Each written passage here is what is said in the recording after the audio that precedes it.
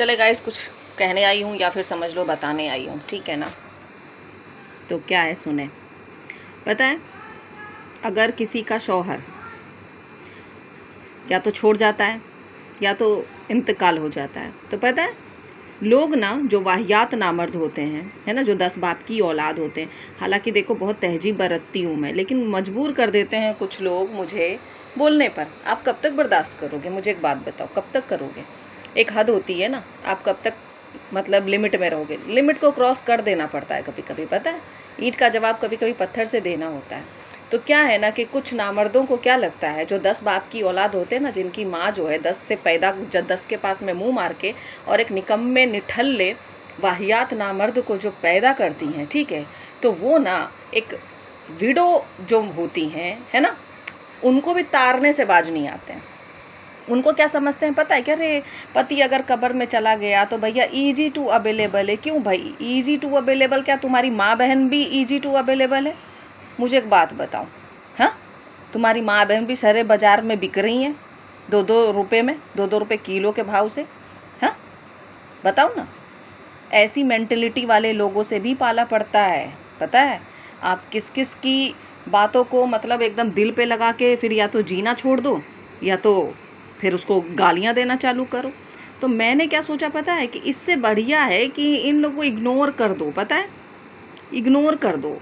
और इतना, बस इतना ज़रूर कहो कि भैया ज़रा अपने गिरहवानमा में भी झांक लेना ज़रा, है ना, कि तोहार भी माई बाप हुए, बहन है, चाहे तुम्हारी बीवी भी है, तो तुम्हारी बीवी भी कहीं और तो नहीं जा रही है, हाँ, क्योंकि बीवी तो मेंटेनेंस के लिए तुमको जेल भिजवा देती है, मात्र 3,000 रुपये के लिए। ऐसे को भी मैं जानती हूँ, पता है। अब ऐसे को क्या कहोगे आप? 3,000 रुपये के लिए बीवी मेंटेनेंस के लिए जेल भिजवा देती हैं, है ना। और वो नामर्द क्या करता है आपको पता है?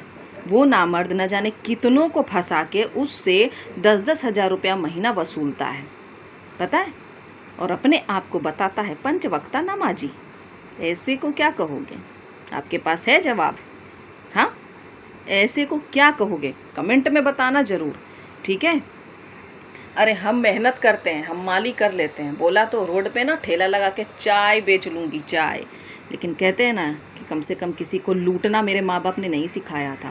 पूरी ज़िंदगी निकाला है मैंने ऐसे ही, पता है, बोल तो रही हूँ मैं।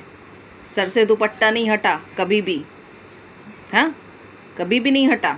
लोग ना पता है क्या कहते थे, मेरी माँ को क्या कहते थे, कि ये तुम्हारी बहू है, और मेरी भाभी को लोग ना मेरी माँ की बेटी समझ लेते थे, समझे।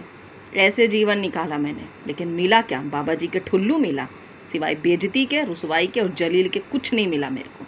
इसीलिए मैं थक हार के ना दुपट्टा सर से हटा दिया कि नहीं।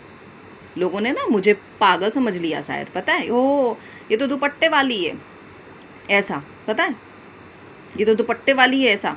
हालांकि उसकी बहन ने भी मुझसे कहा था, ओ दुपट्टे वाली हो, दुपट्टा उड़ती हो तुम तो, अच्छा दुपट्टा पसंद नहीं आया, लो दुपट्टा उतार दिया, अब ठीक हूँ, अब ठीक हूँ ना। बस समझदार को इशारा काफ़ी होगा।